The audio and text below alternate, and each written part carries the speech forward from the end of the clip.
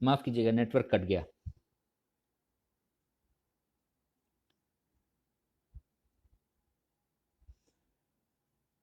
तो हमने ये 3 प्रकार के देव की जो रचना है, जो हमारे सांस्कृतिक रचना का आधार है, उसकी स्पष्टता को लाने का प्रयास किया। अब देव की और भी इंप्लीमेंटेशन, एक तो हमारी प्रवृत्ति और हमारी प्रकृति को जो सूट करे, ऐसी देव की आराधना हमारे अपने स्किल, हमारे अपने कैरियर को बनाने के लिए प्रयोग में लाना। जैसे आप देखते होंगे जो लोग अखाड़ा में पहलवान का काम पहलवानी करते हैं, वो हनुमान जी को रखते हैं। अब हनुमान जी भी अवतार हैं, मगर देवत्व को प्राप्त कर चुके हैं, तो हनुमान जी के जो भी गुण हैं वो उनमें प्रविष्ट होने लगता है। वैसे किसी को शक्ति की उपासना करनी है, जैसे शिवाजी महाराज को ने शक्ति की उपासना की, तो आप दुर्गा सप्तशती में जो एक भयानक रूप धारण करना पड़ता है धर्म की स्थापना के लिए और अधर्म के नाश के लिए, उसका संचालन यदि, उसका सृजन यदि किसी मनुष्य में करना हो, तो वहां शक्ति की उपासना करना आवश्यक हो जाता है, उसकी इंप्लीमेंटेशन है। उसी तरह यदि किसी को बुद्धि का विकास करना है, तो फिर गणेश देव जो हैं उनके साथ में उसकी प्रवृत्ति जो है वो मैच करती है। किसी को धन चाहिए, किसी को विद्या चाहिए। ज्यादातर जो ब्रह्मचर्य आश्रम है उसमें सरस्वती की आराधना होती है, क्योंकि वहां विद्या ग्रहण जो है वो लक्ष्य होता है। तो अलग अलग देव हमारे अलग अलग प्रवृत्ति और प्रकृति, इसको पुष्ट करने के लिए अलग अलग देव की जो है वो पूजा की जाती है, आराधना की जाती है।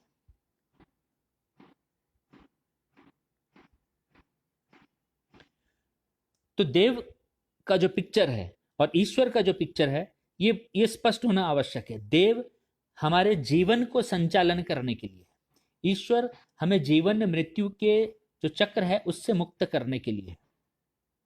यानी कि हमारे जीवन का लक्ष्य मोक्ष होना चाहिए, लेकिन हमारे कर्म का जो लक्ष्य है वो अकर्ता का भाव होना चाहिए। ये अकर्ता का भाव कैसे आएगा? जब हम वेदोक्त होंगे, जब कर्तव्य कर्म की तरफ विमुख होंगे, जब हम देव के साथ अलाइन करेंगे, जब हम सात्विक होंगे।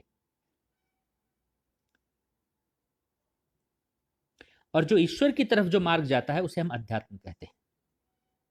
यानी ये जितने प्रक्रिया हैं पूजा पाठ के, कर्म कांड के, ये आध्यात्मिक प्रक्रिया है ऐसा नहीं है। ये हमारे जीवन को सफल करने के लिए, समृद्ध करने के लिए, सुखमय करने के लिए, जिस सुख की बात हमने की शुरू में, उस सुख को प्राप्त करने के जो साधन है वो देव है, ईश्वर नहीं है।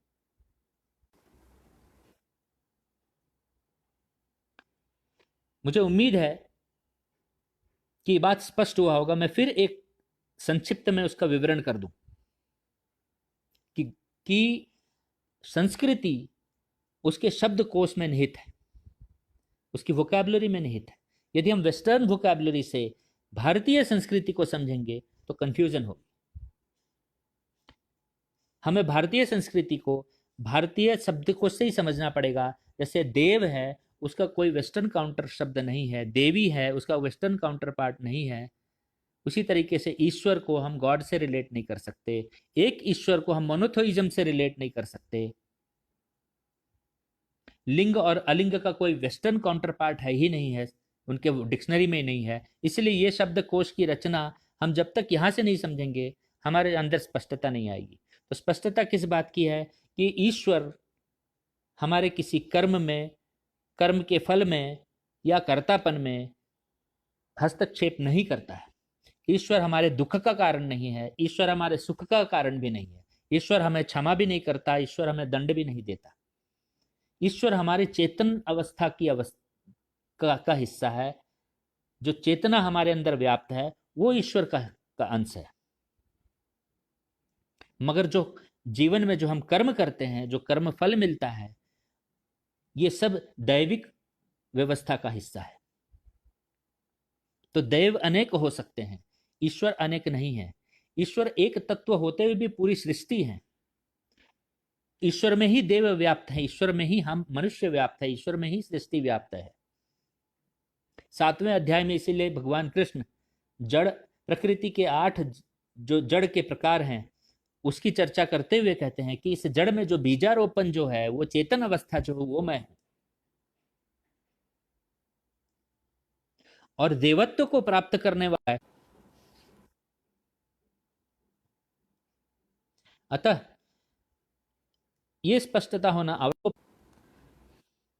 अनेक प्रकार के प्रहार होने की वजह से इस सेशन को रखा गया ताकि आपके मन में स्पष्टता हो और यह हमारी संस्कृति की रूपरेखा में कैसे रखा गया है। मुझे उम्मीद है कि स्पष्टता आपके जीवन में आई होगी और एक सिंपल गाइडलाइन यह है कि हम लोगों के आइडेंटिटी के साथ किसी न किसी कुल देवी या कुल देवता का जुड़ाव होता है, हम उसे हमेशा धारण करें।